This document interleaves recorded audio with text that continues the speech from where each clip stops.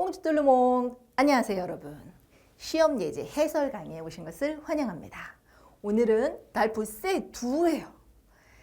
프랑스어의 최고봉, 그렇죠? C1까지도 따기가 힘든데 C2는 프랑스어의 원어민 수준의 불어를 구사하는 거예요. 그런데 여러분들이 이제 C2를 도전하는 사람들이 점점 많아져요. 근데 예전에는 없어서 C1까지만 수업을 하다가 C2를 도전하는 사람들이 많아지면서 C2에 대한 시험 예제 강의. 그래서 프랑스 그 공식 기관에서 올려놓은 프랑스어 시험 문제집을 그대로 제가 허가를 받아서 문제를 확인하고 분석하고 그 다음에 모범 답안을 제시해서 여러분들이 C2를 준비하는 길라잡이를 마련해 주려고 이 강의를 또 준비했습니다.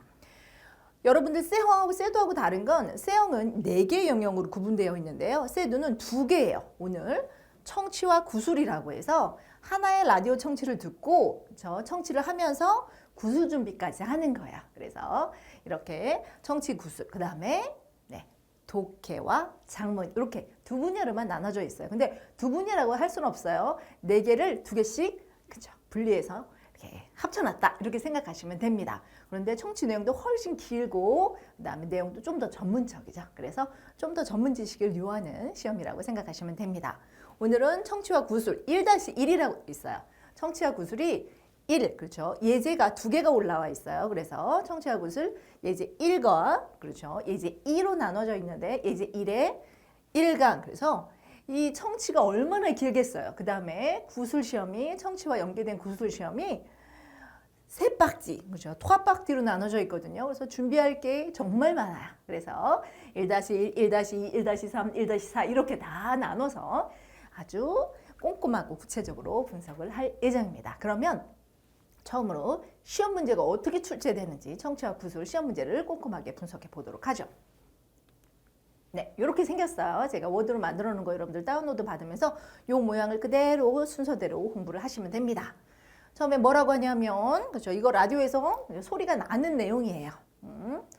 Vous allez entendre 2 fois un enregistrement de 15 minutes environ. Vous allez entendre aller 동사, 그렇죠. 할 거예요. entendre 들을 건데요. 2 fois, 2번 들려드려요. 15분가량의 라디오를 2번 들려드립니다. Un enregistrement, 그럼 녹음이에요. 15 minutes environ, 15분가량의 녹음을 듣는 거예요. 얼마나 길겠어요. 그래서 본문, 지문 해석하는 데만 따로따로 3강의가 나옵니다. 그 다음에 뭐라고 또 라디오에서 나오냐면 Vous écoutez une première fois l'enregistrement. 당신은 녹음을 먼저 첫 번째로 듣게 됩니다. Concentrez-vous sur le document. 그렇죠? 문서죠. document. 라디오에서 나오는 문서 얘기하는 거예요. Concentrez-vous. 그래서 se concentrer sur 그럼 어디에 집중하다라는 뜻이에요. 그래서 일단 청취 문서에 집중하세요.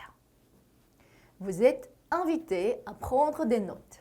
invita라는 표현은 여러분들 초대하다라는 표현으로 알고 있는데 inviter quelqu'un à infinitif 하면 누구에게 뭐 할 것을 촉구하다라는 뜻이에요. 촉구하다. 그래서 vous êtes invité à 그러면 당신은 뭐 하는 것이 권장되어집니다. 촉구되어집니다. 이런 뜻이에요. 해야 합니다죠. prendre des notes. 노트, 그렇죠. 노트 테이킹을 하도록 되어 있습니다. 이런 뜻이고 vous avez ensuite 3 minutes de pause. 그 다음에 한번 들려드리고 15분 동안 다 들었으면 노트하면서 그 다음에 3분 동안 그렇죠? 쉬는 시간을 갖습니다. 그러면 내가 들은 거에 대해서 분석을 하고 그 다음에 또 안 들렸던 거 이런 것들을 어디를 더 들어야 됩니다. 중심적으로 들어야 되는지를 표시를 하면서 3분을 시간을 보내야 됩니다. 그 다음에 vous écoutez une seconde fois l'enregistrement. seconde 그렇죠. 발음이 좀 어려워요. seconde라고 세 발음은 G 발음으로 난다는 거 알아두세요. 그래서 이번에는 녹음을 2번째로 한번 들어보세요. Vous avez alors 1 heure pour préparer votre intervention. 당신은 1시간의 시간을 가져요. 당신이 발표할 거를 그렇죠. 준비하는 시간입니다. 그래서 1시간 동안 발표를 하는데요. 발표가 하나만 하는 게 아니고 2개가 발표가 있어요. 그래서 1시간 동안 2개를 준비하셔야 됩니다. 꽤 시간이 촉박합니다. Cette intervention se fera en 3 parties. 시험이 3개라는 뜻이에요. se faire 동사죠. 그래서 se faire 하면은 그죠. 제기 동사로 되어지다. 그죠? 만들어지다. 이번에 intervention은 원래 개입이란 뜻인데요. 여러분들이 개입한다는 뜻이 뭐예요? 발표한다는 뜻이에요. 여러분들의 발표는 세 개의 파티 분야로 이루어질 것입니다. 구성되어질 것입니다. 이런 뜻이에요. présentation du contenu du document sonore. sonore는 그죠? 소리예요. 소리, 문서, 그러니까 녹음이에요. 녹음된 내용, 예, 문서를 contenu, 내용을 présentation, 소개하는 거예요. 그래서 라디오에서 15분 동안 나왔던 게 인터뷰로 돼 있어요. 인터뷰의 내용을 여러분들이 소개하는 거예요. 소개. 그래서 이거는 여러분들 생각을 집어넣으면 안 돼요. 그 내용이 있는 그대로만 소개하는 겁니다. 그 다음, développement personnel à partir de la problématique proposée dans la consigne. développement은 전개하다라는 뜻이에요. 발전, 전개. 그런데 personnel, 개인적인 그런 의견을 전개하라는 뜻이에요. 뭐 의견이라는 표현이 여기 없긴 하지만 개인적인 의견을 개진하세요. 전개하세요. 뭐를 토대로 à partir de 뭐뭐에서부터 오는 이란 뜻인데 어디를 토대로냐면 problématique, 문제 제기를 했어요. 여기 보면은 이 라디오 내용이 문제 제기가 있어요. 어떤 그쵸? 그 문제에 대한 그렇죠? 그 인터뷰가 있고요. 그 다음에 전문가가 나와서 이거에 대한 자기의 의견을 얘기합니다. 그래서 이 전문가 의견을 첫 번째 박지에다가 쓰고 두 번째는 자기 의견을 쓰는 거예요. 이 논점에 대해서 proposé dans la consigne. consigne는 지침입니다. 그래서 두 번째 박지는 지침이 있어요. 수제를 그래서 두 개 중에 하나를 선택할 수 있습니다. 이건 여러분들이 선택하는 거에 거기서 알아서 주어지는 게 아니라 그래서 여러분들이 더 마음에 드는 꽁시뉴를 선택하시면 됩니다. 그 다음에 débat avec le jury 이게 이제 마지막인데 이거는 1시간 동안 준비한 다음에 발표를 합니다. 5분에서 10분 이렇게 발표를 하고 그 다음에 누구하고 주리가 물어보면 대답하고 하면서 토론을 하는 거예요. 토론하는 시간까지 갔습니다. L'usage de dictionnaire monolingue français est autorisé. 사전을 가지고 들어갈 수 있어요. 그렇죠? 여러분들이 뭐 문서가 있는 건 아니지만 듣는 거잖아요. 그 들으면서 이게 뭐지 하면서 사전 찾을 수 있어요. 그런데 어떤 사전만? 불불 사전만 찾아 들어갈 수 있어요. 여러분들 그러니까 뭐 스마트폰 같은 거 가지고 들어가면 안 되는 거예요. 뭘 가지고 가야 돼요? 불불 사전이 있어야 됩니다. 불불 사전 그렇죠? 사용할 수 있습니다. autorisé 허용됩니다. 까지가 이렇게 나옵니다. 맨 문제집의 맨 앞장에 나오는 내용이고요. 그 다음에 이제 trois parties 그죠? 세 개의 분야의 시험을 하나하나 자세히 밑에다가 설명을 해놔요.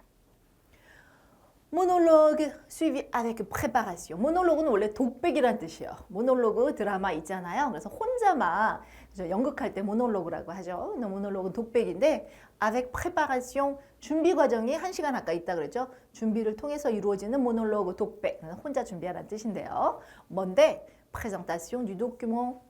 이 음성 녹음 파일의 문서를 présentation 소개를 할 거예요. 어떻게? Vous devez présenter en 15 à 10 minutes le contenu du document. 우선 이 문서에 있는 내용을 5에서 10분가량, 시간 제한이 막 있는 건 아니에요. 그런데 5분에서 10분가량 정도, 그러니까 길게 하셔야 되는 거예요. 가량 발표를 해야 합니다. Vous devez와, 그죠? devoir 동사예요. Vous aurez soin de reprendre l'ensemble des informations et points de vue exprimés dans un ordre et selon une structure logique et efficace. 일단 여기까지 볼게요. 당신은 avoir soin d'infinitif 이거 표현입니다. 뭐에 좀 주의를 기울이세요, 신경 쓰세요 이런 뜻이에요. 그래서 soin de 다음에 infinitif 들어가네요. reprendre 다시 가져가는 거예요. 뭐를? l'ensemble des informations 정보 전체 그렇죠? 전체 정보와 전체 여기서 exprimer 표현된, 설명된 point de vue 관점이에요. 누구의 관점? 이 전문가의 관점이 있어요. 이 관점을 다 그렇죠. 가지고 오셔야 돼요. 가지고 오시고요. soin de 신경을 쓰시고요. 그것을 그렇죠. 재구성하시고요. 이 뜻이에요. 근데 어떻게? dans un ordre 순서에 따라서 dans un ordre 순서란 뜻이에요. 그 다음에 selon 뭐에 의거해서 une structure logique efficace logique 논리적이고 efficace 효율적인 구조에 의거해서 순서대로 그 다음에 구조도 효율적이고 논리적이어야 돼요. 그런데 이 효율적인 그렇죠? 이 논리적인 구조는요. qui faciliteront 뭐 할 것입니다. 다 여기는 뭐예요? 네, 미래형을 썼어요. l'écoute pour le destinataire. destinataire는 목적지, 목적어 뭐 이런 뜻인데요. 이거 destinataire 누구예요? 상대방 얘기하는 거예요. 이 듣는 사람. 이 상대방을 위해 듣기 편하게 만들어 달라는 거죠. 그래서 상대방이 듣기 편하도록 구조도 잘 짜고 거기 있는 내용 전체를 잘 순서대로 전개해서 말을 하라고 이 뜻입니다. 그래서 이거는 발표면 요약이라고 생각하시면 됩니다. 첫 번째고요. 이게 première partie, deuxième partie 네, monologue suivi avec préparation. 이것도 준비. 아까 1시간 동안 첫 번째, 두 번째 걸 다 준비하셔야 돼요.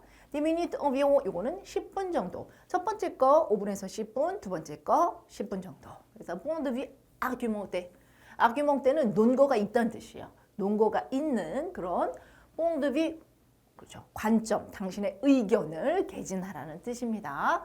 그래서 이거는 앞에 있는 내용, 그 라디오에 있는 내용, 그 프로블레마틱, 문제 제기한 거를 가지고 와서 내 생각을 쓰는 거, 내 생각을 수제 오 슈아. 그래서 요 논거를 가지고 여러분들의 관점을 피력하는 거에 대해서 두 개의 수제가 있어요. 지침이죠, 지침. 지침이 두 개가 있는데 그 중에 하나 마음에 드는 걸로 여러분들이 그 지침에 따라서 이렇게 여러분들의 논거를 발표하시면 돼요.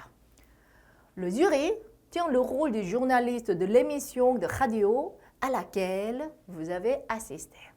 jury, jury는 그렇죠. 심사위원이에요. 심사위원이요. 기자 역할을 합니다. 그러니까 여러분들이 라디오 들어보시면 아시겠지만 라디오에 기자가 있고요. 전문가가 있어요. 그런데 요번에 여러분들이 이렇게 이 주제에 대해서 할 때는 심사위원이 기자 역할을 해요. 그래서 여러분들한테 물어보면 여러분들이 그 박사 역할을 하는 거예요. 의사예요. 여기선 박사 역할을 해서 여러분들의 생각을 얘기하면 됩니다. 그래서 라디오, 그래서 이번에 라디오에 있는 기자 역할을 하는데 알라케일 들어갔어요. 알라케일, 그렇죠. 아시스테 때문에 그래요. 아시스테, 그래서 아시스테 아 여러분들이 그렇죠. 목격한, 그렇죠. 참가한 이런 뜻이에요. 라케일 왜 들어갔어요? 에미시옹 드 라디오 여성이라서 이렇게 들어가요. 그래서 프랑스어는 관계대명사가 참 어렵네요.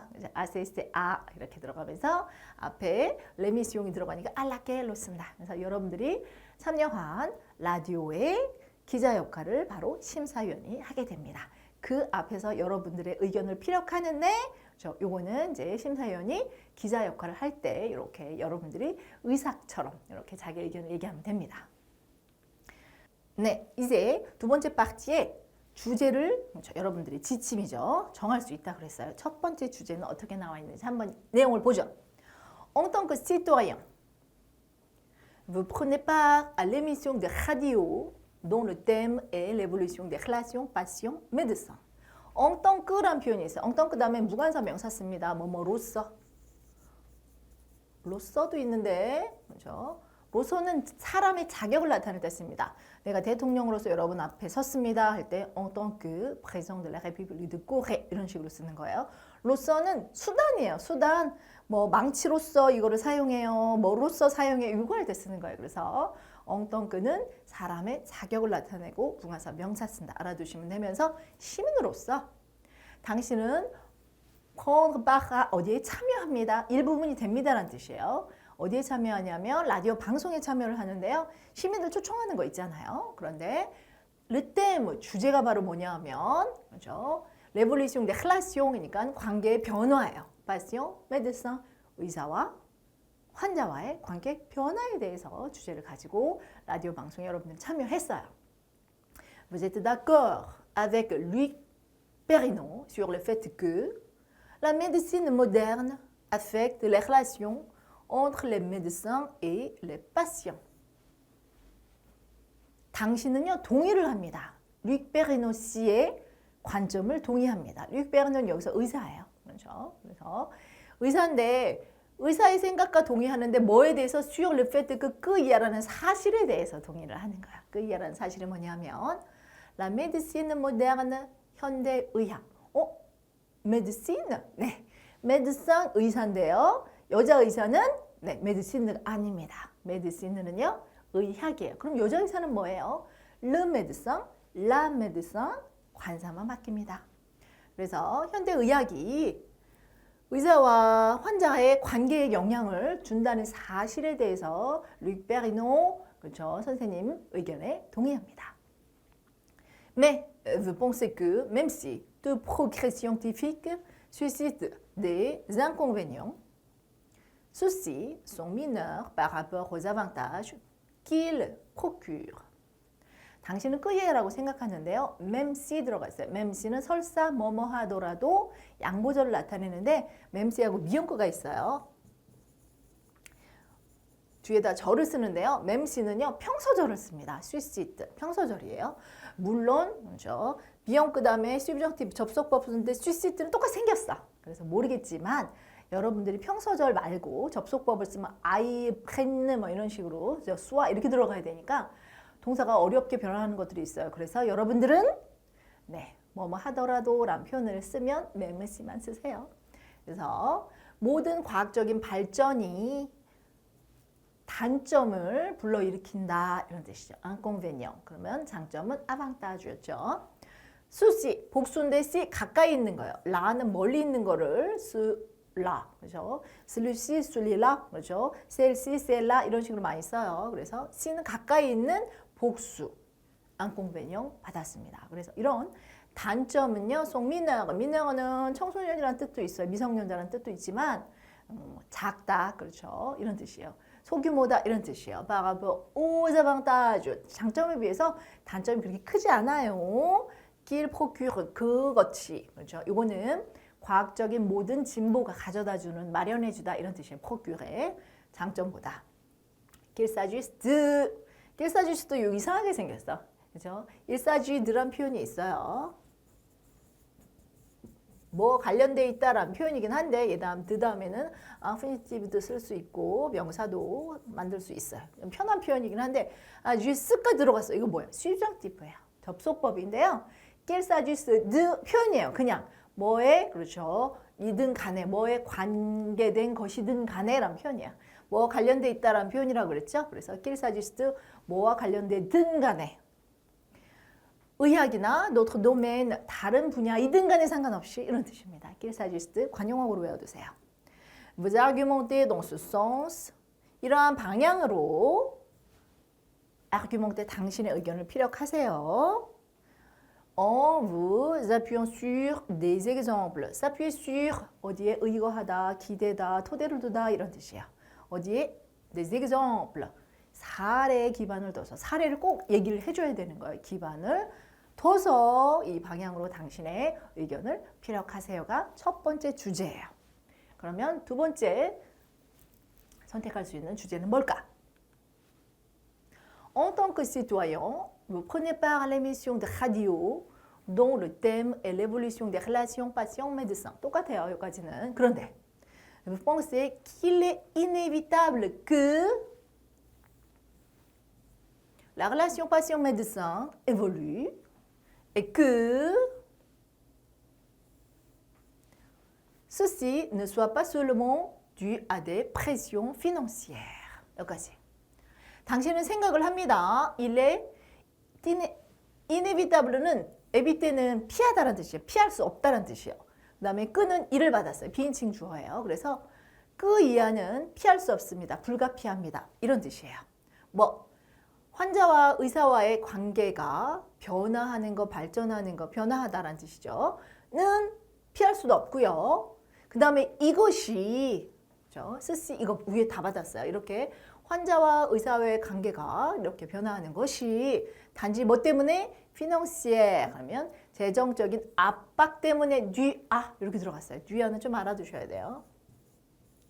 뭐 때문에 이런 뜻인데 얘는 요거 시컴플렉스라고 하면서 이제 그냥 모자라고 할게요. 모자가 있는데요. 뒤 다음에 그렇죠. 아가 들어갈 때 뒤에 나오는 명사가 있고 요 앞에 나오는 명사가 있어요. 요 앞에 나오는 명사가 되게 중요해요. 여기는 남성이네요. 그렇죠. 남성 단수. 쓰시 받았어요.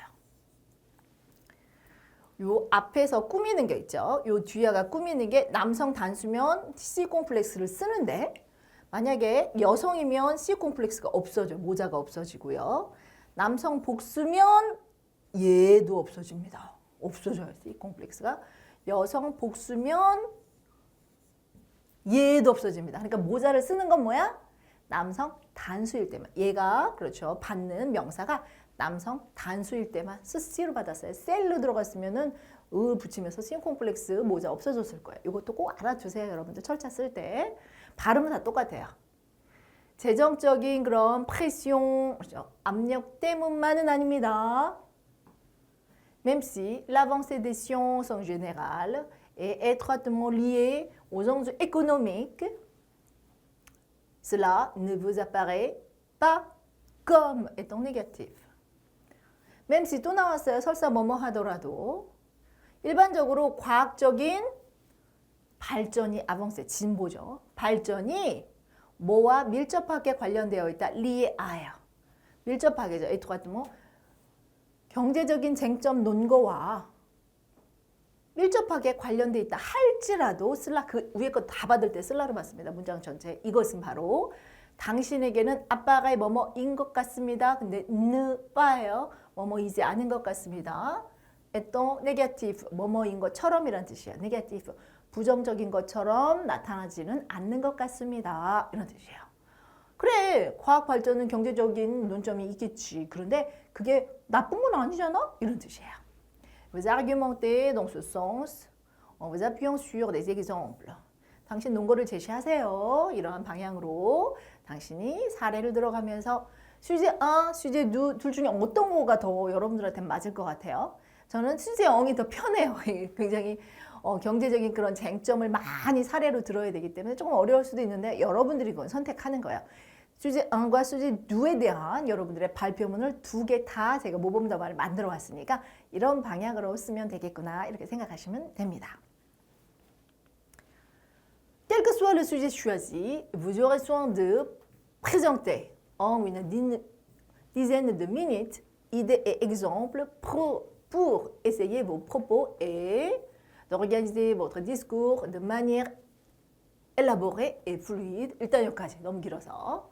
quel que soit 뭐이든 간에 라는 뜻이에요. 뭐 whatever하고 똑같아요. 영어에서 뭐이든 간에 le sujet choisi 선택한 주제가 뭐이든 간에 첫 번째이든 두 번째이든 간에 avoir soin de 그렇죠. 아까 똑같아요. 뭐를 주의하세요. 신경 쓰세요.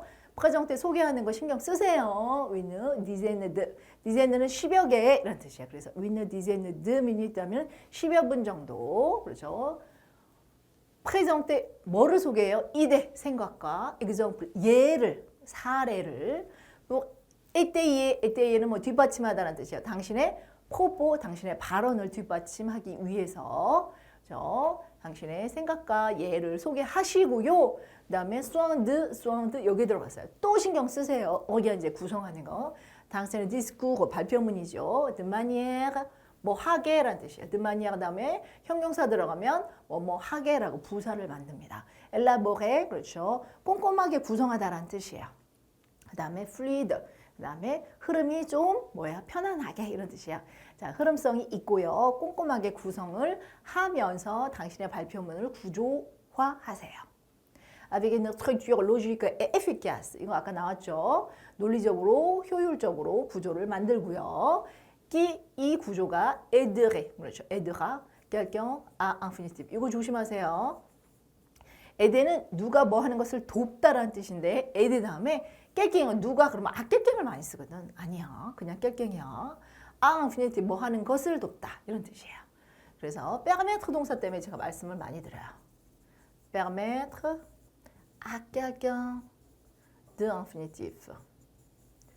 누가 뭐뭐 하는 것을 허락하다라는 뜻이거든요. permettre 동사가. 그런데 누가 뭐 하는 것을 돕다. 거의 똑같을 것 같은데 형용사, 전치사 다 달라진다는 거 알아두세요. 여기는 permettre à quelqu'un, 여기는 permettre quelqu'un, 그 다음에 여기는 de infinitif, 여기는 그냥 à infinitif야. 이거 조심하세요. 그래서 도와줄 거예요. 당신의 말을 듣는 사람이죠. 청자가. 당신의 중요한 point, 그죠? 요점을 뭔지 remarquer, 그렇죠? 파악할 수 있도록 도와주게 될 것입니다. 그러니까 잘 만들어 구조를 이런 뜻이에요. 네, 여기까지 deuxième partie 했고요. 그다음에 세 번째 시험은 또 뭐야? exercice en interaction sans préparation. 이제 1시간 동안 이걸 다 준비를 한 다음에 들어가면 질문을 미리 주지 않고요. 그 자리에서 즉석에서 심사위원이 질문을 하거든요. 그거에 대한 답이니까 sans préparation, 준비 없이, 사전 준비 없이 interaction, 상호, 양방향으로 하는 exercice 시험입니다. 4minutes environ 한 10분 정도 débat, 토론이 진행이 됩니다. Dans cette partie, 이 분야에서는 vous débattrez avec le jury. 당신은 심사위원과 토론을 하게 됩니다. Vous serez amené à 뭐 하는 것이 이끌어지다. 당신은 뭐 하게 될 것입니다. Défendre, nuancer, préciser votre point de vue et à réagir aux propos de votre interlocuteur. 당신은 뭐 해야 되냐면 défendre, 방어하는 거, défendre. 자기의 주장을 이유에서 방어를 하는 거고 변호인처럼 nuance는 뉘앙스를 만들다라는 뜻이라 자기 의견을 조정하는 거예요. 걔가 그렇게 얘기하면 그럴 수도 있어 뭐 이런 식으로 말하는 거 뉘앙스고요. précise는 구체화하는 거예요. 당신의 말을 상세하게 얘기를 해야 돼요. 당신의 point de view는 관점이에요.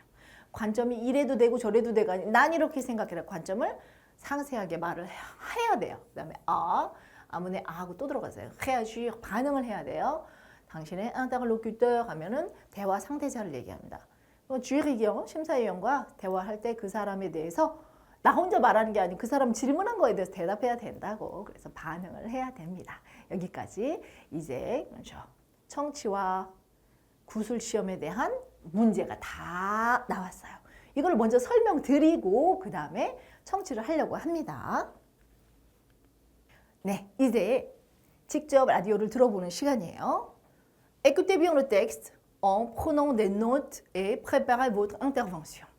일단 15분 정도의 긴 라디오를 여러분들 파일을 올려놓을 테니까 그거를 2번 들어보시면 돼요. 중간에 3분 정도 포즈를 가지고 2번을 들어보시고 그다음에 엉푸렁이니까 뭐뭐 하면서요. 이거는 노트를 하면서 듣는 거예요. 그냥 멍 때리고 듣고 있으면요. 15분짜리를 다 내용을 놓치게 됩니다. 그래서 중요한 거 다 필기하면서 들어보세요. 그 다음에 préparez votre intervention, 당신의 발표를 준비를 하시면 됩니다. 1시간 정도 준비를 하는 거예요. 그러니까 여러분들이 지금 이 강의 들으면서 직접 다 해보시는 겁니다. 그런 다음에 제가 그렇죠 만들어 놓은 모범 답안과 같이 비교하고요. 그다음에 요거 라디오 들은 다음에는 바로 15분짜리의 긴 그렇죠 enregistrement 녹음 파일의 내용 지문을 분석할 거예요. 근데 내용이 너무 길잖아. 그래서 1-1, 1-2, 1-3 쭉쭉쭉쭉 계속해서 그렇죠 청취와 구술 시험에 강의가 계속됩니다. 우선은 여러분들 라디오를 한번 여기서 직접 먼저 들어보세요. Ministère de l'Éducation nationale, Centre international d'études pédagogiques. DALF niveau C2 du cadre européen commun de référence pour les langues. Épreuve de compréhension et de production orale. Vous allez entendre 2 fois un enregistrement de 15 minutes environ. Vous écoutez une première fois l'enregistrement. Concentrez-vous sur le document. Vous êtes invité à prendre des notes. Vous avez ensuite 3 minutes de pause. Vous écoutez une seconde fois l'enregistrement. Vous avez alors 1 heure pour préparer votre intervention. Cette intervention se fera en 3 parties. Présentation du contenu du document sonore, développement personnel à partir de la problématique proposée dans la consigne, débat avec le jury. Première écoute. Les médecins et les patients dans la même galère. La médecine moderne, dominée par le marché, serait à l'origine de relations totalement bouleversées entre médecins et patients, entraînant un écart de plus en plus grand entre les sciences biomédicales et le soin individualisé. Tel est en tout cas le postulat de mon invité, qui est médecin généraliste, enseignant à l'université, écrivain, passionné d'histoire des sciences et d'anthropologie, et qui est l'auteur aux éditions Le Pommier des nouveaux paradoxes de la médecine. Luc Perrineau, bonjour. Bonjour. Merci d'être avec nous aujourd'hui. C'est quoi au fond un médecin généraliste aujourd'hui? Alors on va essayer de faire simple, de trouver une métaphore. C'est celui qui est le plus apte à faire la passerelle entre les sciences biomédicales et le soin individualisé. Voilà, Le soin clinique. le soin individualisé, c'est-à-dire que j'adapte ma connaissance des sciences biomédicales actuelles, qui sont, comme vous le savez, qui ont fait d'énormes progrès, Oui. je l'adapte au cas qui est devant moi et je tiens compte de l'expertise que j'ai moi, de la clinique et de l'expertise de l'individu que j'ai en tant que praticien. J'ai une expertise de l'individu. Et je dois faire la passerelle entre les deux. Entre les deux, empêcher que l'un déborde sur l'autre et que l'autre déborde sur l'un. C'est un art difficile. Ouais. Alors justement, pourquoi est-ce que vous mettez les médecins et les patients dans la même galère, Luc Perrineau? Alors, les patients, se plaignent du manque d'individualisation du soin. C'est la plainte, j'allais dire, constante. Quoi que vous lisiez sur la médecine, tous les essais que vous lisiez sur la médecine, c'est effectivement cette séparation qu'il y a entre le soin individualisé et les sciences biomédicales. Ils s'en plaignent. Mais les patients ne sont pas les seuls, en fait. Les médecins aussi. Les médecins se rendent compte que justement, il est de plus en plus difficile de retrouver son patient au niveau d'une vérité scientifique. Donc, la souffrance est la même des deux côtés du stéthoscope, comme je dis souvent. Alors, la souffrance des médecins, on ne peut pas la comparer à celle du patient, bien sûr, qui lui est un profane. Et puis, le médecin, il compense cette souffrance parce que ça lui rapporte. C'est son avantage. Voilà, c'est son Évidemment, avantage. il y en a pour lui, par C'est rapport cette au patient. difficulté qu'il y a, cette multiplication des actes, lui rapporte financièrement. Donc, il est plus discret, sans doute, dans sa contestation du système, tout simplement parce qu'il y a un avantage. Il faut être réaliste dans la vie, il faut aussi dire les choses comme elles sont.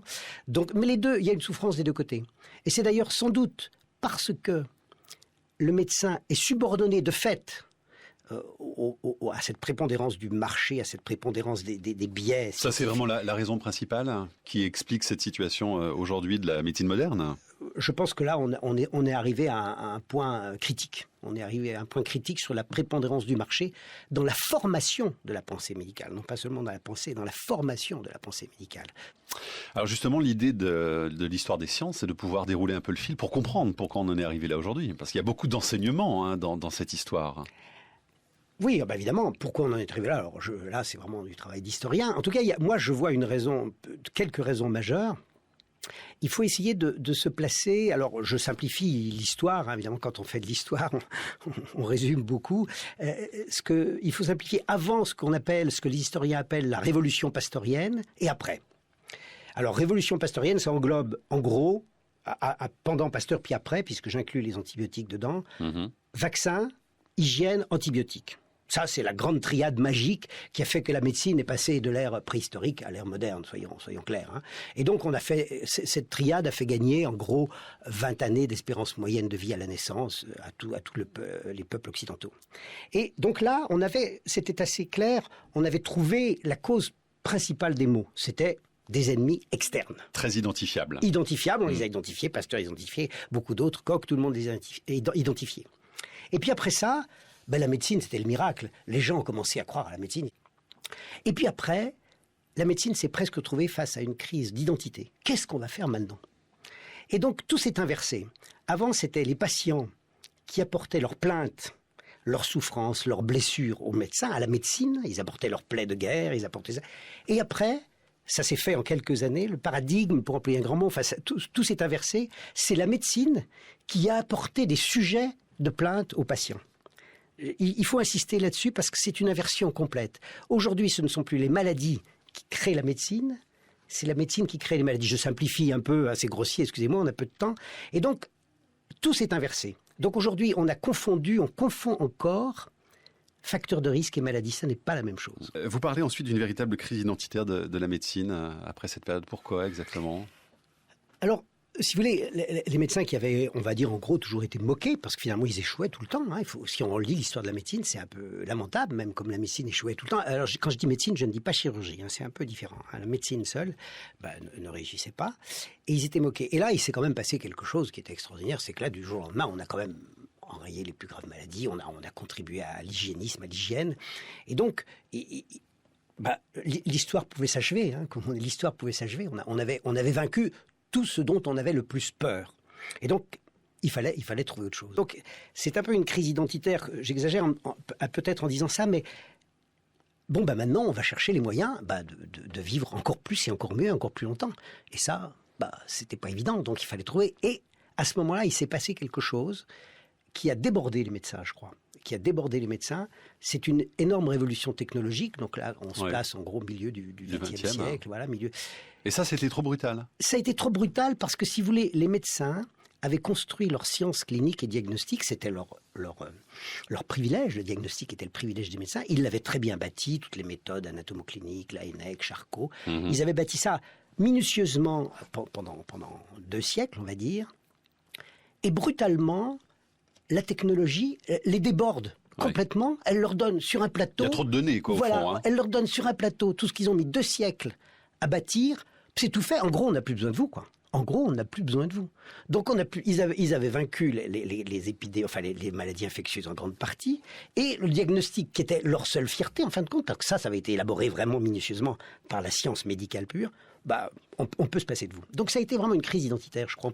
On peut l'analyser comme ça d'un point de vue historique. Oui. Donc, on a été surpassé au fond par la connaissance du corps humain, parce que c'était ça. Sûr. On avait tous les outils pour aller à l'intérieur du corps, et on en bénéficie encore très largement aujourd'hui, évidemment, mais on peut puisque la technologie s'améliore d'année en année. Voilà. Et vous pensez qu'aujourd'hui, on est encore victime d'ailleurs de ce trop-plein d'informations les 2 victimes sont effectivement les patients qui sont sans doute inondés d'analyses et d'examens dont ils n'ont pas besoin, et les médecins qui ne savent plus gérer cet afflux d'informations, qui n'a bien sûr souvent plus de rapport avec ce qu'on appelle les données, les fameuses données cliniques. D'accord, j'ai ça, j'ai cette analyse, j'ai cette image, mais mon patient, lui, qu'est-ce qu'il a? Lui, c'est ça qui compte. Oui. Voilà. Et donc l'écart entre les deux se creuse de plus en plus. Oui. Parlons du pouvoir des médecins d'ailleurs aujourd'hui, par rapport précisément au marché. Ce pouvoir a complètement changé. Alors vous parlez du pouvoir des médecins ou du pouvoir de la médecine? Du pouvoir des médecins par rapport aux patients précisément. Alors la médecine a un énorme pouvoir, puisqu'on est en train de faire de notre société une société qui est malade de façon permanente. Donc la médecine s'est imposée au sens où on a toujours besoin d'elle, puisqu'il y a une omniprésence de la maladie. Plus une société est objectivement en bonne santé, plus la maladie est omniprésente. Ça, c'est intéressant quand même. Alors d'un point de vue de la médecine, on peut considérer que c'est un échec puisqu'on a raté le but, puisque tout le monde est toujours malade. Oui. Par contre, c'est un succès au niveau commercial, puisque vous avez en permanence une augmentation de l'offre et de la demande. Donc pourquoi? Justement en raison de quoi? De la technologie précisément aussi, par rapport aux outils qui nous sont donnés? Je crois qu'il y a une demande... il y a une demande de la part du public de ne jamais être malade, on ne doit jamais tomber malade. Et puis il y a une offre considérable de projets pour ne jamais tomber malade. On vous propose des tas de solutions pour ne jamais tomber malade. Prenez ça, vous n'aurez jamais d'accident cardiaque. Prenez ça, vous n'aurez jamais de maladie neurodégénérative. Et prenez ça, entre guillemets, vous ne mourrez jamais.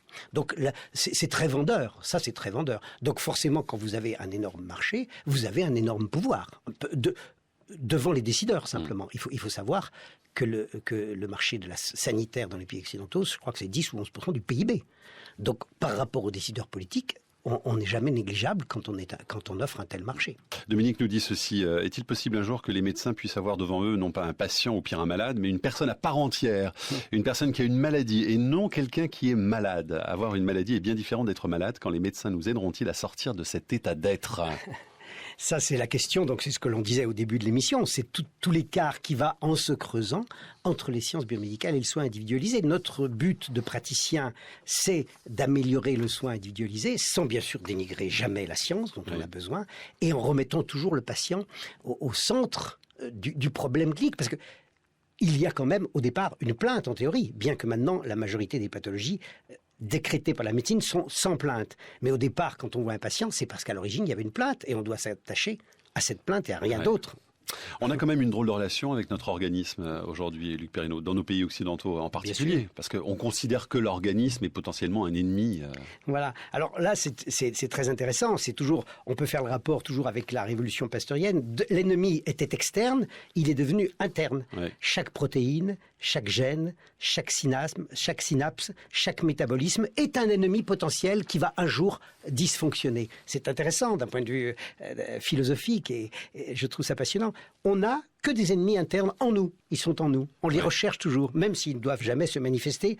On est à l'affût de celui qui va nous...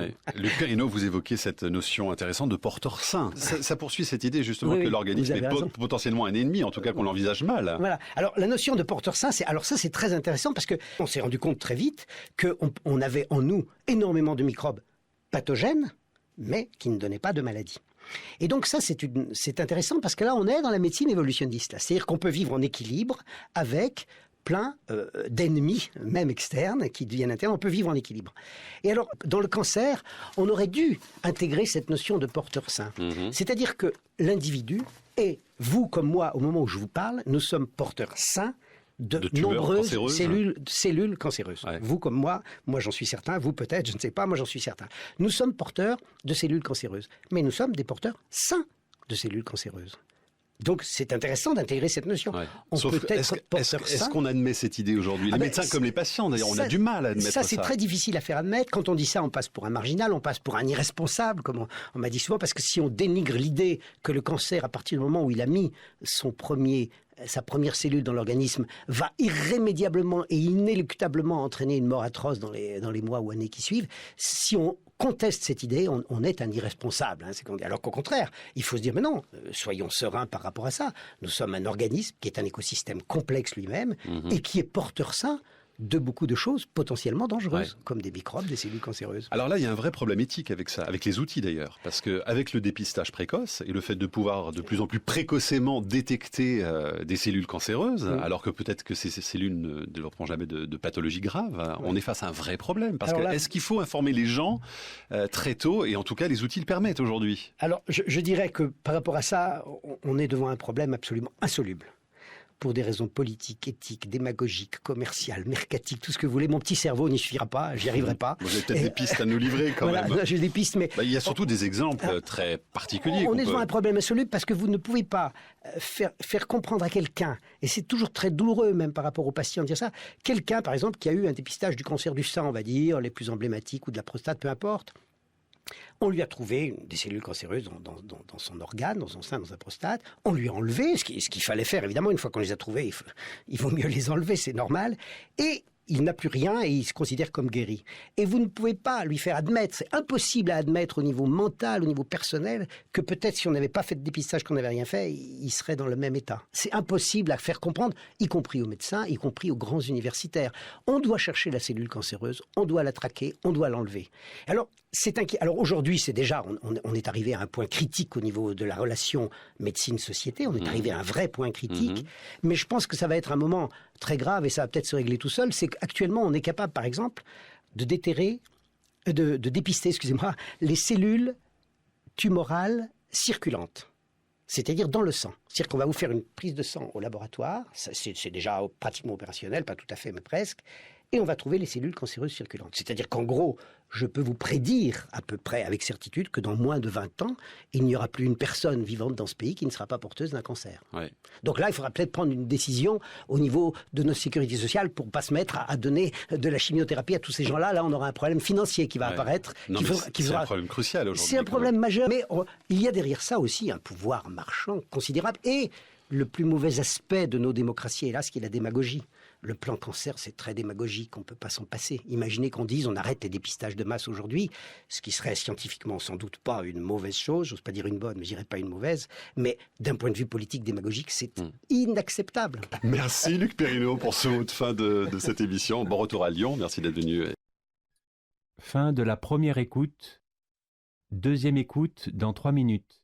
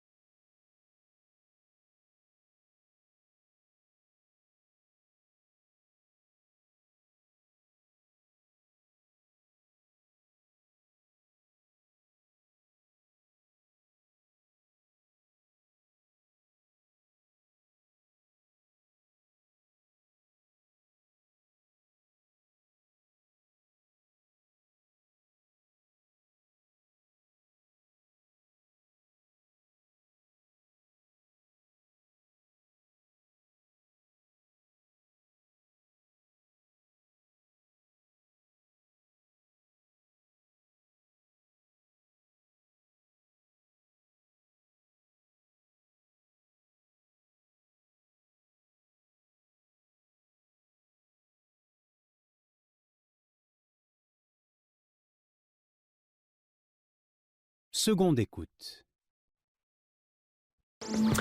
Les médecins et les patients dans la même galère. La médecine moderne dominée par le marché serait à l'origine de relations totalement bouleversées entre médecins et patients, entraînant un écart de plus en plus grand entre les sciences biomédicales et le soin individualisé. Tel est en tout cas le postulat de mon invité, qui est médecin généraliste, enseignant à l'université, écrivain, passionné d'histoire des sciences et d'anthropologie, et qui est l'auteur aux éditions Le Pommier des nouveaux paradoxes de la médecine. Luc Perrineau, bonjour. Bonjour. Merci d'être avec nous aujourd'hui. C'est quoi au fond un médecin généraliste aujourd'hui ?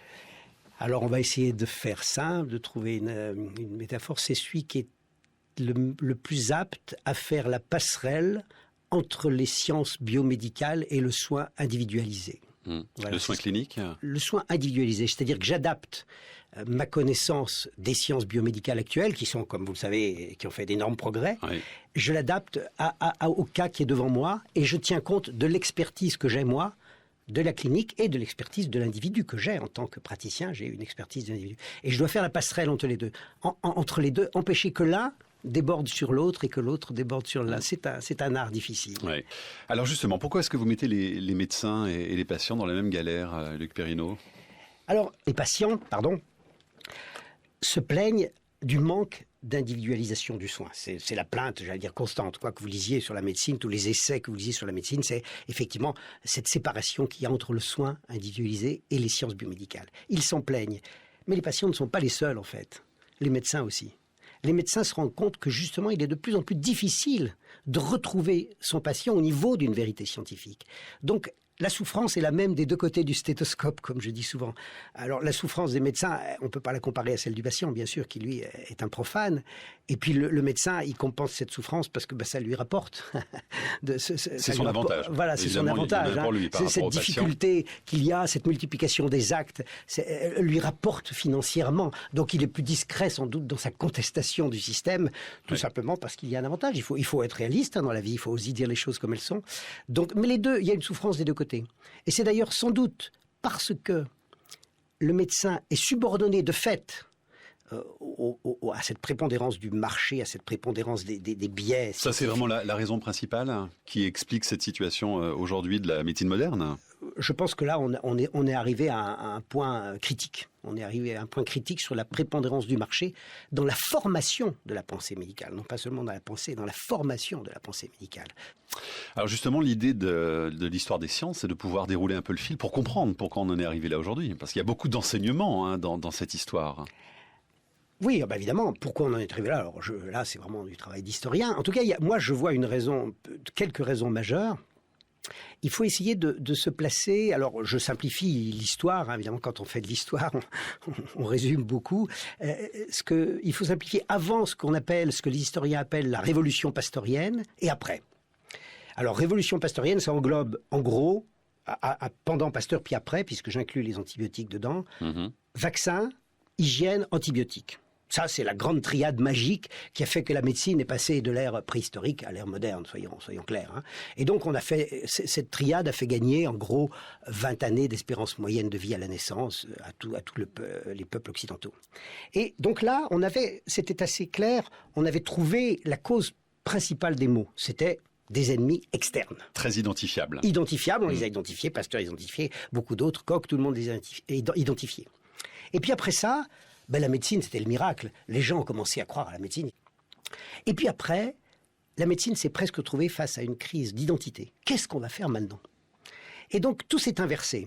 Avant, c'était les patients qui apportaient leurs plaintes, leurs souffrances, leurs blessures aux médecins, à la médecine. Ils apportaient leurs plaies de guerre, Et après, ça s'est fait en quelques années. Le paradigme, pour employer un grand mot, tout s'est inversé. C'est la médecine qui a apporté des sujets de plainte aux patients. Il faut insister là-dessus parce que c'est une inversion complète. Aujourd'hui, ce ne sont plus les maladies qui créent la médecine, c'est la médecine qui crée les maladies. Je simplifie un peu, assez grossier, excusez-moi, on a peu de temps. Et donc, tout s'est inversé. Donc aujourd'hui, on confond encore facteurs de risque et maladies. Ça n'est pas la même chose. Vous parlez ensuite d'une véritable crise identitaire de la médecine après cette période. Pourquoi exactement ? Alors, si vous voulez, les médecins qui avaient, on va dire en gros, toujours été moqués, parce que finalement ils échouaient tout le temps. Hein. Si on lit l'histoire de la médecine, c'est un peu lamentable, même comme la médecine échouait tout le temps. Alors quand je dis médecine, je ne dis pas chirurgie, hein, c'est un peu différent. Hein. La médecine seule ne réussissait pas, et ils étaient moqués. Et là, il s'est quand même passé quelque chose qui était extraordinaire, c'est que là, du jour au lendemain, on a quand même enrayé les plus graves maladies, on a contribué à l'hygiénisme, à l'hygiène, et donc... l'histoire pouvait s'achever, hein, l'histoire pouvait s'achever. On avait vaincu tout ce dont on avait le plus peur.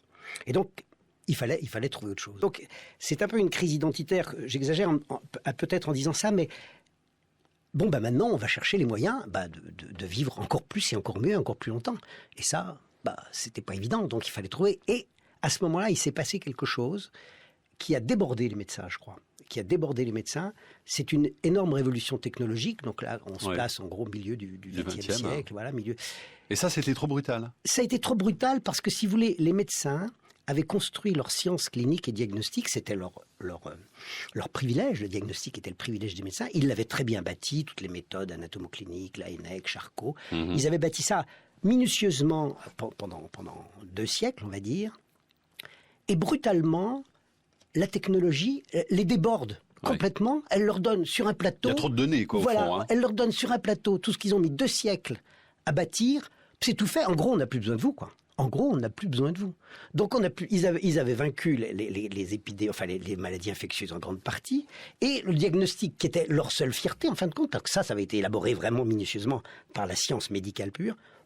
On peut se passer de vous. Donc ça a été vraiment une crise identitaire, je crois. On peut l'analyser comme ça d'un point de vue historique. Oui. Donc on a été surpassé au fond par la connaissance du corps humain, parce que c'était ça. Sûr, on avait tous les outils pour aller à l'intérieur du corps, et on en bénéficie encore très largement aujourd'hui, évidemment, mais on peut puisque la technologie s'améliore d'année en année. Voilà. Et vous pensez qu'aujourd'hui on est encore victime d'ailleurs de ce trop plein d'informations les 2 victimes sont effectivement les patients qui sont sans doute inondés d'analyses et d'examens dont ils n'ont pas besoin, et les médecins qui ne savent plus gérer cet afflux d'informations qui n'a bien sûr souvent plus de rapport avec ce qu'on appelle les données, les fameuses données cliniques. D'accord, j'ai ça, j'ai cette analyse, j'ai cette image, mais mon patient, lui, qu'est-ce qu'il a? Lui, c'est ça qui compte. Oui. Voilà. Et donc l'écart entre les deux se creuse de plus en plus. Oui. Parlons du pouvoir des médecins d'ailleurs aujourd'hui, par rapport précisément au marché. Ce pouvoir a complètement changé. Alors vous parlez du pouvoir des médecins ou du pouvoir de la médecine? Du pouvoir des médecins par rapport aux patients précisément. Alors la médecine a un énorme pouvoir. Puisqu'on est en train de faire de notre société une société qui est malade de façon permanente. Hein. Donc la médecine s'est imposée au sens où on a toujours besoin d'elle, puisqu'il y a une omniprésence de la maladie. Hein.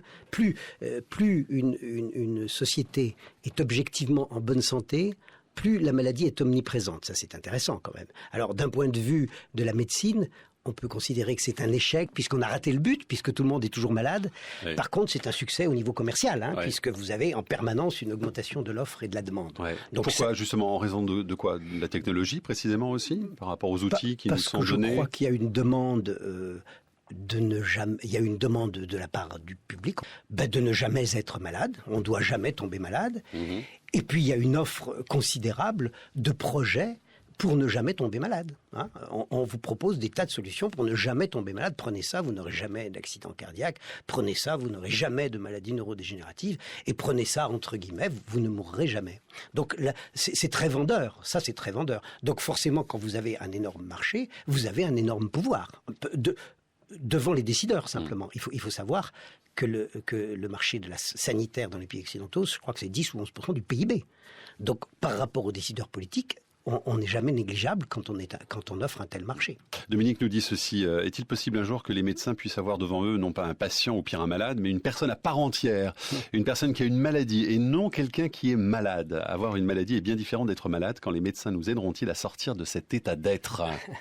Ça, c'est la question, donc c'est ce que l'on disait au début de l'émission, c'est tout l'écart qui va en se creusant entre les sciences biomédicales et le soin individualisé. Notre but de praticien, c'est d'améliorer le soin individualisé, sans bien sûr dénigrer jamais la science dont on a besoin, et en remettant toujours le patient au centre du problème clinique, parce que il y a quand même au départ une plainte en théorie, bien que maintenant la majorité des pathologies décrétées par la médecine sont sans plainte. Mais au départ, quand on voit un patient, c'est parce qu'à l'origine, il y avait une plainte et on doit s'attacher à cette plainte et à rien d'autre. On a quand même une drôle de relation avec notre organisme aujourd'hui, Luc Perrineau, dans nos pays occidentaux en particulier, parce qu'on considère que l'organisme est potentiellement un ennemi. Voilà. Alors là, c'est très intéressant. C'est toujours, on peut faire le rapport toujours avec la révolution pasteurienne. L'ennemi était externe, il est devenu interne. Ouais. Chaque protéine, chaque gène, chaque synapse, chaque métabolisme est un ennemi potentiel qui va un jour dysfonctionner. C'est intéressant d'un point de vue philosophique et je trouve ça passionnant.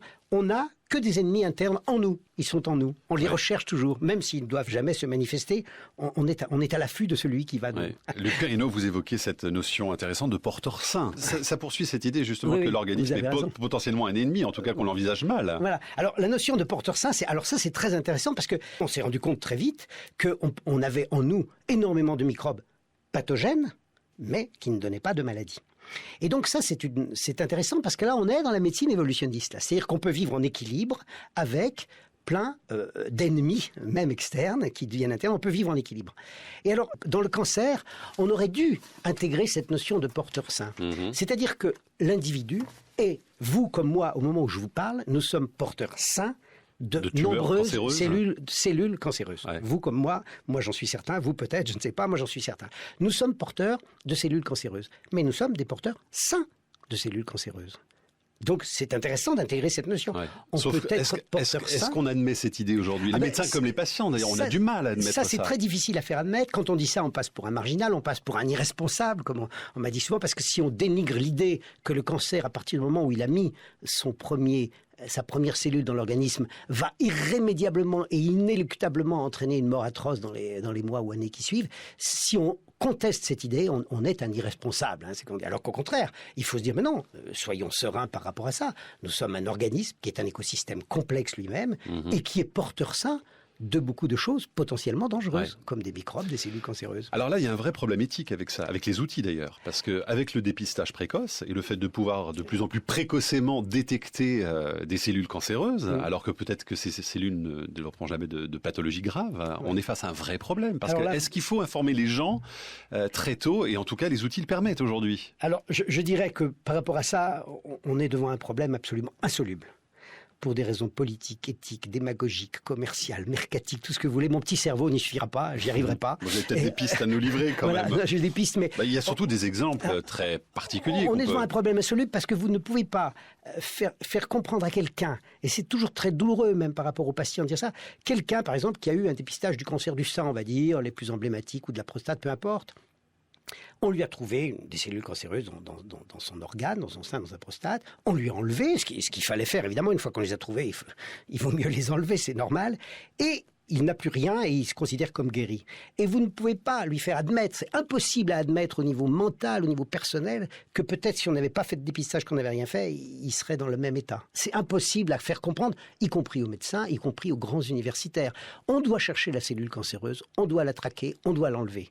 Alors, alors aujourd'hui, c'est déjà, on est arrivé à un point critique au niveau de la relation médecine-société, on est arrivé à un vrai point critique, mais je pense que ça va être un moment très grave et ça va peut-être se régler tout seul. C'est qu'actuellement, on est capable, par exemple, de dépister, excusez-moi, les cellules tumorales circulantes. C'est-à-dire dans le sang. C'est-à-dire qu'on va vous faire une prise de sang au laboratoire, c'est déjà pratiquement opérationnel, pas tout à fait, mais presque, et on va trouver les cellules cancéreuses circulantes. C'est-à-dire qu'en gros, je peux vous prédire à peu près avec certitude que dans moins de 20 ans, il n'y aura plus une personne vivante dans ce pays qui ne sera pas porteuse d'un cancer. Ouais. Donc là, il faudra peut-être prendre une décision au niveau de notre sécurité sociale pour ne pas se mettre à donner de la chimiothérapie à tous ces gens-là. Là, on aura un problème financier qui va apparaître. C'est un problème crucial aujourd'hui. C'est un problème majeur. Mais il y a derrière ça aussi un pouvoir marchand considérable. Et le plus mauvais aspect de nos démocraties, hélas, qui est la démagogie.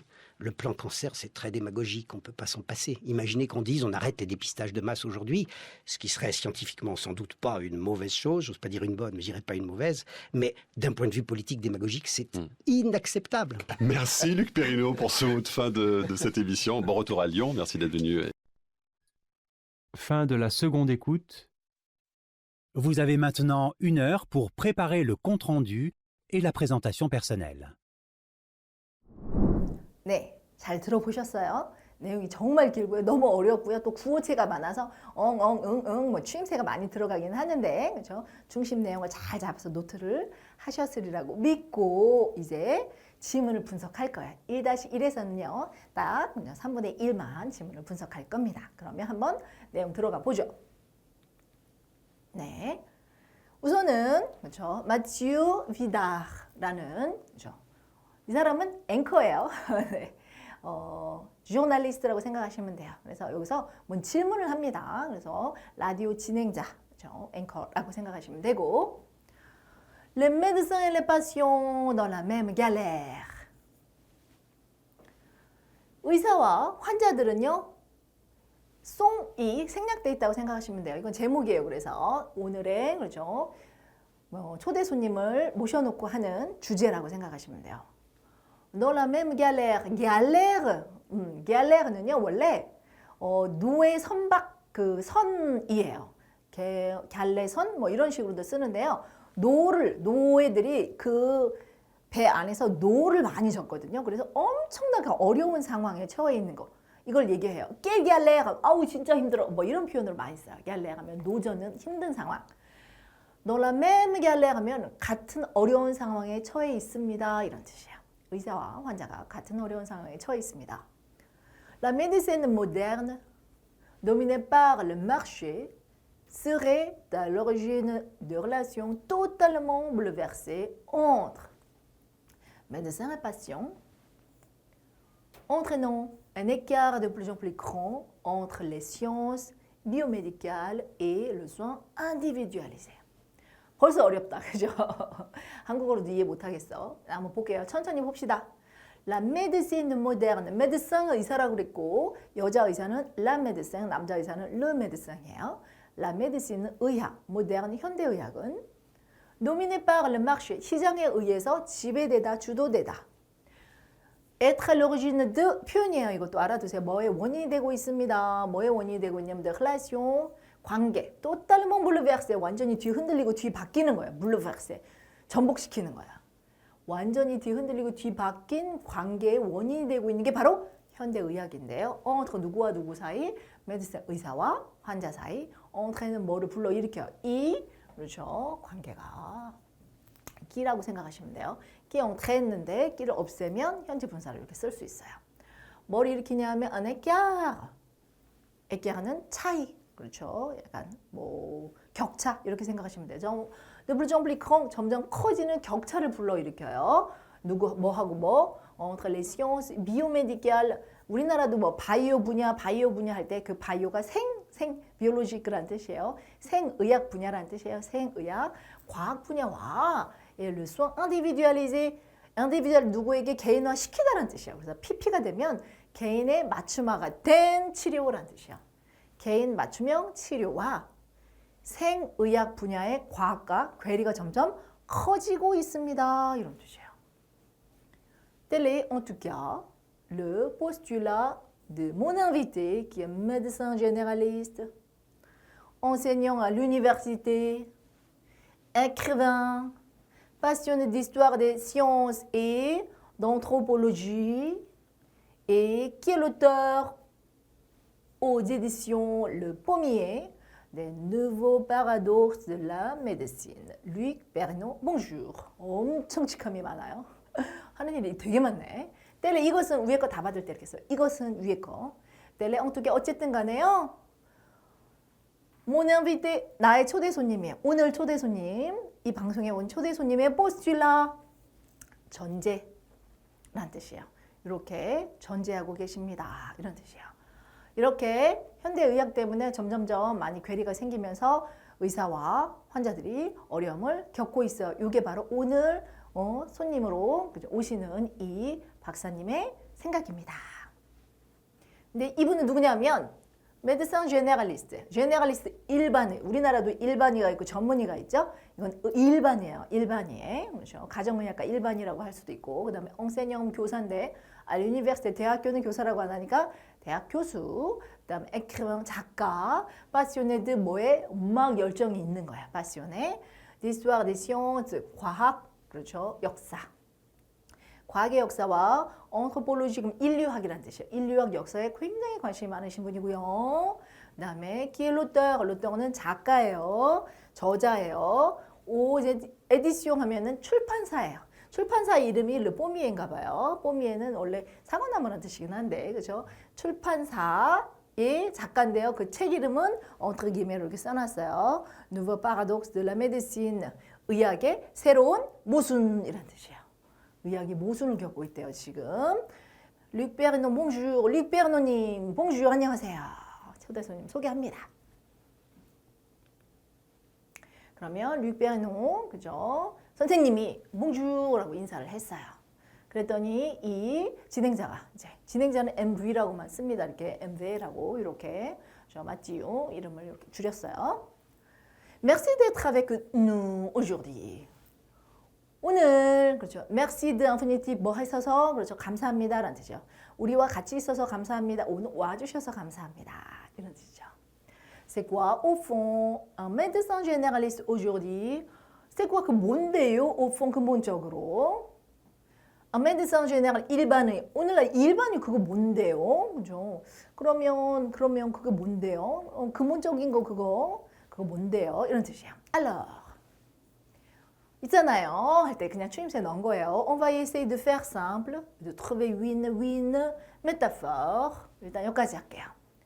우선은요, on va essayer de 뭐 하려고 노력을 한번 해봅시다. faire simple, 간단하게 말하려고 한번 노력해보죠. 간단하게 한번 설명해 볼게요. de trouver trouver는 그렇죠, 찾아내는 거야. une métaphore, métaphore는요, 비유. 우리나라 말로 요즘에 메타포 그대로 쓰긴 하는데 은유 비유라는 뜻이에요. 비유 한번 해볼게요. 비유를 한번 찾아볼게요. C'est celui qui est le médecin을 이렇게 하려고 하다가 이제 다른 말로 바꿨어요. Le plus apte 이런 뜻이에요. À faire la passerelle entre les sciences biomédicales et le soin individualisé. 바로 c'est qui 구문이에요. 바로 이 사람인데요. cellu인데요. 셀르 메디슨 의사긴 한데요. 의사를 하다가 말았어요. 요 스크립트는 그대로 그죠? 프랑스 국가기관에서 올려놓은 스크립트 그대로 가져온 거예요. 그래서 이 사람이 말한 거를 스크립트로 그 프랑스에서 그렇죠? 시험 예제에 올리면서 만든 거니까 이렇게 나와 있어요. 그 다음에 apt가 들어갔어요. 그러면 être apte 아라는 표현이 있어요. 뭐에 능력이 있다 이런 표현이에요. apte être apte 이 표현도 알아두세요. 요 표현들은 제가 다 이제 중요한 것들 어휘 암기장, 보캐블레어에다가 어휘장에다가 만들어 놨어요. 그러니까 이거 공부하고 난 다음에 이 어휘 공부만 하면 이제 머릿속으로 그렇죠. 아, 이런 내용이었구나라고 한 번씩 핫플레 할 수 있어서 어휘장을 공부를 나중에 하시면 돼요. 아, 그렇죠. 뭐에 능력이 있냐면 faire la passerelle. passerelle는 원래 가교예요. 이 건물과 이 건물을 이어주는 가교. 그렇죠. 뭐예요? 다리. 다리, 구름다리라고 생각하시면 돼요. 이제 구름다리인데요.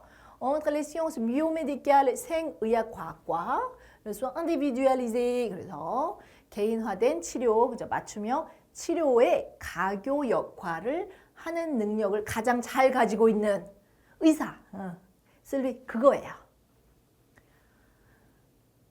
le soin clinique 임상 치료요. 클리닉 그럼 뭐예요? 우리는 클리닉 그럼 병원이야? 네, 클리닉이 임상이라는 뜻이에요. 임상 치료 말씀하시는 거죠. 임상은 사람을 상대로 해서 직접 치료하는 걸 임상이라고 합니다. 그랬더니 룩 베르노 박사가 le soin individualisé. 네, 맞춤형 치료라는 거죠. C'est-à-dire que j'adapte ma connaissance des sciences biomédicales actuelles qui sont, comme vous le savez, qui ont fait d'énormes progrès. oui, 까지 나왔어요. 말 되게 어렵게 해요. 일단 한번 볼게요. 네, 맞춤형 치료를 얘기하는 거예요. 클리닉 나왔잖아 앞에. 그러면 임상 치료 얘기하시는 거예요. 그랬더니 네, 맞춤형 치료. 임상 치료라는 거는 사람을 상대로 실제로 치료를 하는 걸 얘기하는 거예요. 연구실에서 연구만 하는 게 아니란 뜻이에요. 그랬더니 네, 사람을 상대로 그 사람의 개인화에 맞춰서 하는 치료를 얘기하는 건데요. 다시 말해 볼게. j'adapte. 아답테 그러면 나를 어디에 적응시키다라는 뜻이에요. 그래서 저는요 나의 꼬네성스를 그렇죠 조정합니다, 적응시킵니다 이런 뜻이에요. 꼬네성스는 나의 지식, 학문, sciences biomédicales 현재의 생의학 과학의 지식을 제가 조정을 하고요, 잘 적응시키고요. qui sont, vous le savez, 당신이 아시다시피라는 뜻이에요. comme vous le savez 정말 많이 써요. 당신 아시다시피 그렇죠. 여러분들 모두 아시겠지만 할 때 쓰는 거예요. qui ont fait faire d'énormes progrès 그러면 많은 진전을 보였다, 발전을 했다라는 뜻이에요. 여러분도 아시겠지만 정말 많이 발전했죠. 이런 생의학 부분에 있어서 나의 지식을 접목시키는 사람입니다. 저는 그걸 바로 개인 맞춤형 치료라고 합니다. 라고 했어요. 그랬더니 네 알겠어요. 당신 뭐 하는 사람인지는 알겠어요. 라고 그 médecin généraliste 일반 의에 대한 이제 설명은 끝났어요. 그랬더니 또 박사가 Je l'adapte au cas qui est devant moi et je tiens compte de l'expertise que j'ai moi, de la clinique, de l'expertise de l'individu que j'ai en tant que praticien, j'ai une expertise, l'individu. 엄청 길게 막 설명을 해요. 자기에 대해서 설명하는 거예요. 자기가 뭐 하는 사람인지 알려주는 거죠. Je l'adapte. 그것을 저는요, 어디에다가 적용시키냐면, 내 connaissance를, 이런 뜻이야. 나의 지식을 어디에다 적용시키냐면, qui est devant moi, 내 앞에 있는 것에다가 적용시켜요. 사례, 오까. 그래서 adapter quelque chose à quelque chose. 그럼 어디에 뭐를 적용시키다, 이런 뜻이죠. 적용시키다. 그래서 저의 connaissance를요, 어디에다 적용시키냐면, 제 앞에 있는 경우에다가, 내 앞에 있는 경우는 뭐겠어요? 내가 보는 환자 얘기하는 거지. 그죠? 그 사례에 적응을 시킵니다. Je tiens compte que 그래서 tenir compte de 그러면 뭐를 고려하다라는 표현. 이거 되게 중요한 표현. 알아두세요. tenir compte de infinitif, tenir compte que 절 이렇게 쓸 수 있어요. 그래서 tenir compte de 그러면 expertise는 성과라는 뜻도 있고요. 여기서는 전문성이라는 뜻으로 썼어요. 내가 가지고 있는 그죠 전문성, 성과니까 지금까지 공부해서 나온 성과죠. 그래서 전문성이에요. 제가 가지고 있는요 전문성을 고려합니다. de la clinique 임상에서 온 전문성이에요. 그러니까 사람을 많이 만나고 치료하면서 가지고 온 전문성을 고려하고요. 그 다음에 l'expertise 그러면 여기서도 전문성이라고 생각하시면 돼요. 개인에 대한 전문성이에요. 사람 하나하나 보면서 이제 개인에 대한 전문성이 생겼죠. 그 j'ai en tant que praticien은 실무자란 뜻, 그죠? 임상 뭐 의사라고 생각하시면 임상의 실무자로서 제가 가지고 있는 개인에 대한 전문성, 각각 환자에 대한 전문성이 있을 거 아니에요. 이상 환자에 대한 치료, 그죠? 요거에 대한 전문성도 고려하고요. J'ai une expertise de l'individu. 개인에 대한 전문성을 제가 가지고 있어요. 굉장히 강조합니다. 저는 환자를 계속 만나면서 그렇죠? 내가 가지고 있는 지식도 있고요. 그렇죠? 뭐 생의학에 대한 지식이 있고요. 그것을 각각의 모든 환자들한테 접목시키는 그렇죠? 그 전문성도 가지고 있어요. 이 뜻이에요. Je dois faire la passerelle entre les deux. 저는요. 가교 역할을 해야 합니다. entre les deux 두 개. 그렇죠? 뭐예요? 하나는 임상, 하나는 그렇죠? 이런 의학 부문. entre les deux 이 두 가지에 있어서 empêcher que l'un déborde sur l'autre et que l'autre déborde sur l'un. 그래서 empêcher que 그러면 그 이하를 empêcher 하면은 차단하다, 막다란 표현입니다. empêcher도 좀 알아두셔야 돼요. 얘도 좀 외워두셔야 돼요. empêcher 어디 있어? empêcher. empêcher 그 다음에 수비정표를 써서 뭐뭐 하지 않도록 막다란 표현인데 empêcher 다음에는요. 그 안 나오면 그렇죠. 뭐 하는 것을 막다라고 할 때 quelqu'un de infinitif 씁니다. 누가 뭐 하는 것을 막다. 그렇죠. empêcher quelqu'un de infinitif. 누가 뭐 하는 것을 막다. 이것도 같이 외워두세요. 그래서 여기 보니까 뭐 하나가 다른 것을 침범하고 다른 것이 하나를 침범하는 거 이런 뜻이에요. 서로 침범하는 거 막는 거예요.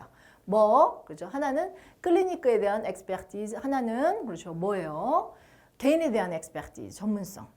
그렇죠. 요거 얘기하는 거예요. 그래서 요거를 서로 침범하지 않도록 막아야 되는 거죠. C'est un art difficile. 아트가 들어갔어. 정말 어려운 예술이에요. 예술한다고 생각하는 거야. 서로 독자적으로 그렇죠. 침범하지 않도록 하는 거 굉장히 어려운 일이래요. 그다음. Oui. Alors, justement, pourquoi est-ce que vous mettez les médecins et les patients dans la même galère? 이제 본론 들어갑니다. 뭐예요? 일반은 뭐 하는 사람인데요? 이렇게 이제 물어봐서 그거에 대해 설명하고 이제 주제가 뭐예요? 네, 그러면요 있잖아요. 이런 뜻이야. justement, oui. pourquoi est-ce que 왜 당신은 mettez les médecins 의사와 les patients 환자를 dans la même galère 같은 고통 속에 빠져 있다라고 같은 고통에다가 집어넣습니까? 이런 뜻이에요. 같은 어려운 환경에다 집어넣습니까? 그렇죠? 얘네들 다 고통받고 있다 그랬잖아. 르페리노 씨. 그랬더니 이제 대답을 합니다. 주제에 대한 대답. Alors, les patients, pardon, se plaignent du manque d'individualisation du soin. Alors, 자, 환자들은요, pardon, 죄송합니다. 환자들이 스플라인드를 한다고 하니까, 그죠? 스플라인드는 뭐에 대해 불평하다는 뜻이거든요. 환자가 불평한다고 하면 의사로서 좀 죄송하다는 거예요. 그래서 pardon 한번 넣었어요. 스플레니드, 그래서 플라인드 동사. 플라인드 동사의 동사 번호가 좀 어려워. 이것도 같이 알아두세요. Du manque d'individualisation du soin. 치료에 대한 개인화, 맞춤화, 부족에 대해서. 그렇죠? 불평, 불만이 많아요. 이런 뜻이에요. 왜 나한테 꼭 맞는 치료를 하지 않는 거야? 이렇게 하면서 불만한다는 뜻이에요. C'est la plainte, j'allais dire, constante. Quoi que vous lisiez sur la médecine, tous les essais que vous lisiez sur la médecine, c'est effectivement cette séparation qu'il y a entre le soin individualisé et les sciences biomédicales. 말을 좀 복잡하게 말을 하게 돼. 쉽게는 안 말하고. 한번 볼게요. C'est la plainte. plainte는 불평이에요. 그게 불평인데요. j'allais dire, 제가 말하려고 했던 건데요. 그게 바로 constant, 끊임없는 불평입니다. 이런 뜻이에요. 의사들이 맨날 환자들한테 듣는 거예요. 왜 저한테 맞는 딱 맞는 치료를 안 해주세요. 이거죠. 이런 끊임없는 불평을 들어야 돼요. quoique 당신이 어디 의학에 대해서 그렇죠. quoique 뭐이든 간에란 뜻이에요. quoique도 뭐 tous les essais, 그래서 에세이 논문이에요. 그렇죠? 에세이를 의학에 대한 모든 에세이를 읽든 간에 que vous lisiez sur le médecine, 의학에 대해서 모든 거 다 읽든 간에 c'est effectivement, 그죠? 실제로는요, c'est cette séparation, 이런 분리, qu'il y a 있어요, 분리가, 괴리가 있어요, entre soins individualisés, 맞춤형, 그죠? 개인화된 치료와 비오메디칼, 생의학 과학 분야에서 괴리가 아까 점점 커진다 그랬잖아, 그게 있습니다. 맞춤형 치료와 생의학 분야의 과학에서는요, 좀 괴리가 있어요, 그죠? 단절이 있어요. 분리가 있어요. 그게 제일 문제예요. 그러니까 이것 때문에 환자들은 왜 저한테 딱 맞는 치료를 안 해요? 라고 불평하고 의사들은 또 나름의 또 어려움이 있다. 이건 나올 거예요. 네, 봅시다. Ils s'en plaignent, mais les patients ne sont pas les seuls, en fait. 스플라인드 드 때문에 드가 어그로 받았어요. 그거에 대해서 불평을 하죠. 왜 나한테 맞춤형 치료 안 해줘? 이렇게 불평을 하는데요. mais les patients, 그렇지만 환자가 그렇죠. 유일한 사람들은 아닙니다. 환자만 그런 거 아니에요. 느스폴레스 이렇게 들어가면 환자만 그런 게 아니라요. 사실 les médecins aussi, 의사들도 그래요. 똑같아요. 힘들어요. 이런 뜻이에요. Les médecins se rendent compte que justement, il est de plus en plus difficile de retrouver son patient au niveau d'une vérité scientifique. Donc la souffrance est la même des deux côtés du stéthoscope. 일단 comme je dis souvent. 여기까지 한번 볼게요. 의사들은요, se rendre compte, 깨닫다, 그 다음에 인식하다 이런 표현. 이거 꼭 알아두셔야 돼요. 아까 그렇죠. tenir compte de 알아두시고 이것도 se rendre compte 그도 알아두셔야 돼요. 이거 정말 많이 쓰는 표현이고요. c'est du 정도의 수준이면 이런 것도 fluidité, 그렇죠. 유창하게 말할 수 있어야 됩니다. 그래서 뭐를 인식하냐 하면요. justement, 그렇죠. il est de plus en plus difficile de 이해하는 것이 점점 어려워진다는 걸 알아요. 일이 비인칭이에요. 호흡에 발견하는 거죠. son patient, 환자들을요. 어떤 과학적인 진리, 진실 수준에서 환자를 발견하는 거. 실제로 과학에서 우리 이렇게 알고 있어. 진리는 이래. 그런데 진짜 환자를 보니까 그렇지가 않아. 괴리가 있네. 이거를 발견하게 되는 거죠. 그렇죠. 그게 어려워요. Donc la souffrance, 그렇기 때문에 souffrance, 고통은요, la même, 같아요. 그죠? 스테토스코프 하면 청진기예요. 코프 그러면 이렇게 스코프 하면은 이 만환경처럼 렌즈가 들어가는 걸 스코프라고 불러요. 그래서 스테토스코프 하면은 청진기가 이렇게 동그랗게 생겼죠. 그래서 소리 듣는 거죠. 그래서 청진기 두 양방향도 같은 고통을 갖고 있다. 무슨 뜻이야? 청진기를 대는 사람은 의사고요. 청진기를 받는 사람은 환자죠. 그러니까 환자와 의사 둘 다 똑같은 고통을 갖고 있습니다. 라는 뜻이야. 제가 그렇죠. 종종 말하는 것처럼 제가 이런 얘기 많이 합니다. 라는 뜻이죠. Alors, la souffrance des médecins, on parle la comparer à celle du patient, bien sûr, qui est dans profane, et puis le médecin. 일단 여기까지 할게요. 여기까지 보면은, 네. Alors, 자, 의사들의 고통은요, souffrance, on ne peut pas인데 는은 생략을 많이 해요. 부어체 할 때만 생략해요. 문어체 할 때는요, 빠를 생략하고 늘을 생략을 안 해요. 문어체는. 그래서 on peut pas 할 때는 아 이거 구어체구나. 이거 말을 막 자연스럽게 쉽게 하는 표현이에요. la comparer 그것을 그렇죠? 의사의 고통을 뭐 하고 셀로 받았어요. 네, 이렇게 지시대명사 souffrance 여성 단수라서 souffrance로 받아서 셀로 받았습니다. 환자의 고통과 비교할 수는 없죠. 왜? 환자의 고통이 더 크다는 뜻이에요. 왜냐하면요, bien sûr. 환자들은요, 포판는요 비의료인이라는 뜻이에요. 의사가 아니잖아요. 그러니까 모르잖아 이 뜻이에요. Et puis le médecin 의사는요, qu'il compense cette souffrance parce que lui rapporte.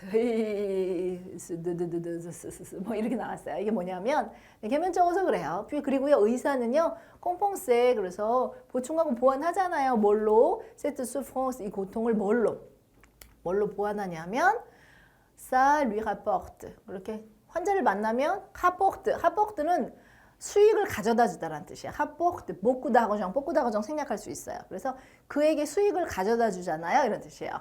왜? 둘 다 고통스럽긴 한데 의사는 그렇죠. 돈을 벌잖아. 네, 그러면서 웃는 거지. 개면적 이렇게 나왔잖아. 이거는 이제 그 지문을 그대로 가져왔는데 이렇게 히흐라는 그런 지문까지 넣어놔서 아주 친절하게 설명을 해주고 있어요. 스스스 하면서 이제 끝났어요 말이. 그러면서 c'est son avantage. 네, 그렇죠. 앵커가 얘기하네요. 그게 장점이긴 하죠. 그랬어요. 그랬더니 voilà, c'est son avantage. 그렇죠. 그게 장점이죠. 돈 버는 거 있잖아. 그러니까 의사는 힘들어도 돈 벌잖아. 그게 장점이잖아. 했어요. Bon, lui, par rapport au patient. 그렇죠. 환자에 비하면요. 그게 장점이지. Cette difficulté qu'il y a, cette multiplication des actes, c'est lui rapporte financièrement. Donc, il est discret, sans doute, dans sa contestation du système. 의사들이 약간 기회주의잖아요. Cette difficulté il y a.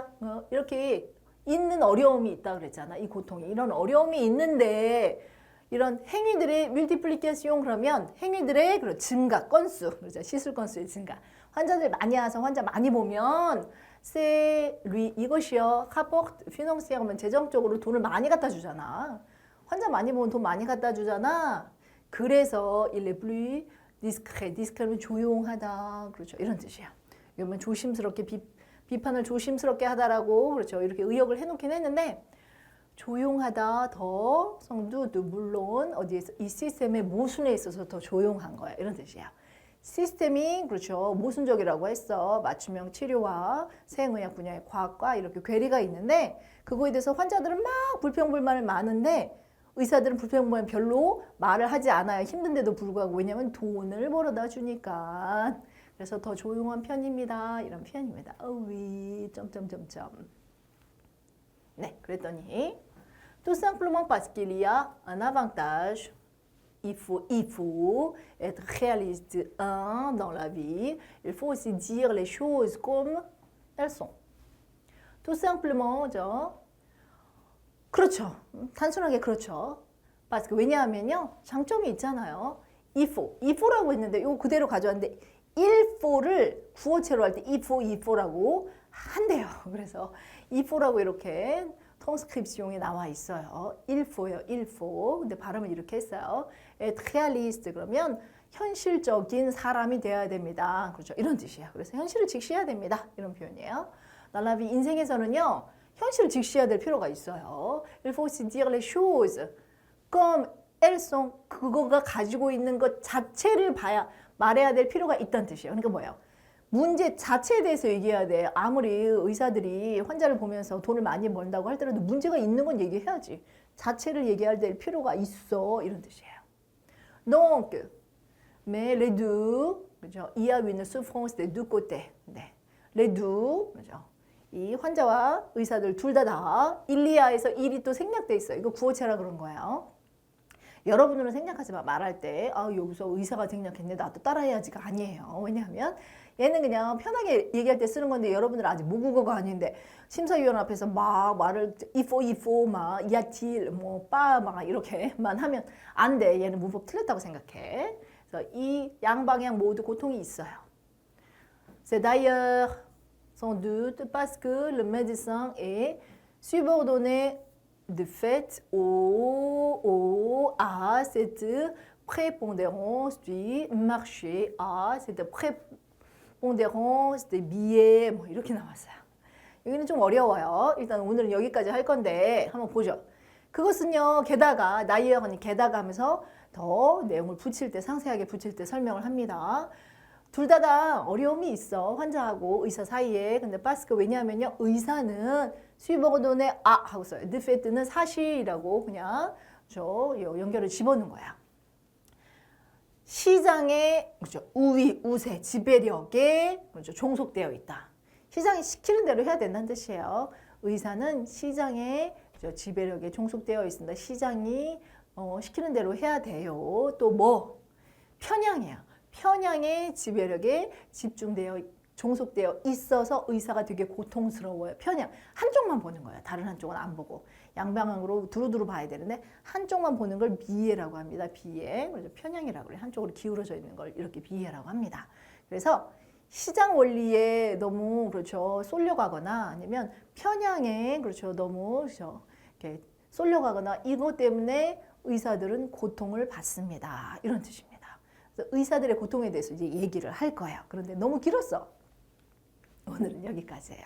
오늘은 전체적으로 그렇죠? 청취와 구술 시험에 대한 문제를 어떻게 그렇죠? 출제하는지 확인을 했고 그다음에 여러분들이 그렇죠? 들으면서 뭘 준비해야 되는지까지 확인했고요. 스크립트 3분의 1을 확인했습니다. 그러면 1-2, 1-3에서 쭉 스크립트 보고 모범 답안, 그다음에 첫 번째, 두 번째, 세 번째 모범 답안까지 보고 질문하는 것까지 해서 청시 구술을 이렇게 마칠 거예요.